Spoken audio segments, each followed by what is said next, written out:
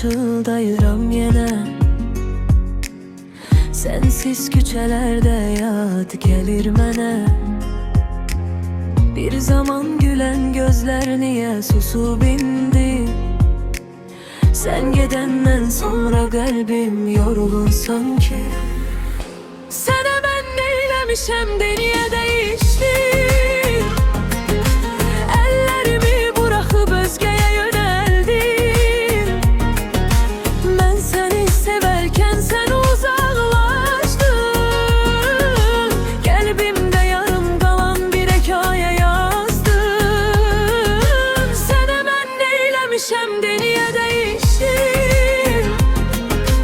Ellerimi bırakıp özgeye yöneldim. Ben seni severken sen uzaklaştın. Kalbimde yarım kalan bir hikaye yazdın.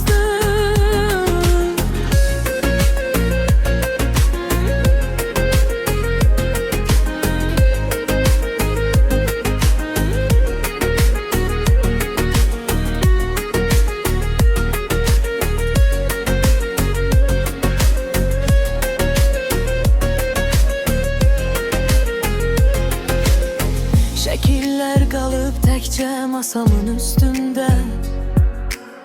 Sesin dolaşır yine sakit gecemde. Ben sevdim seniye gözlerin ağladı. Geden sen oldun ama içimde sen kaldın. Sənə mən neyləmişəm de niye değişti? Ellerimi bırakıp özgeye yöneldim. Ben seni severken sen uzaklaştın. Kalbimde yarım kalan bir hikaye yazdın. Sənə mən neyləmişəm de niye değişti? Ellerimi bırakıp özgeye yöneldim. Ben seni severken sen uzaklaştın. Kalbimde yarım kalan bir hikaye yazdım.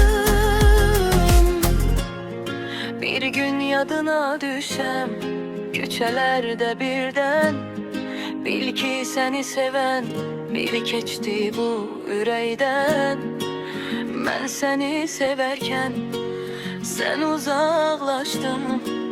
Kalbimde yarım kalan bir hikaye yazdım. Sənə mən neyləmişəm de niye değişti?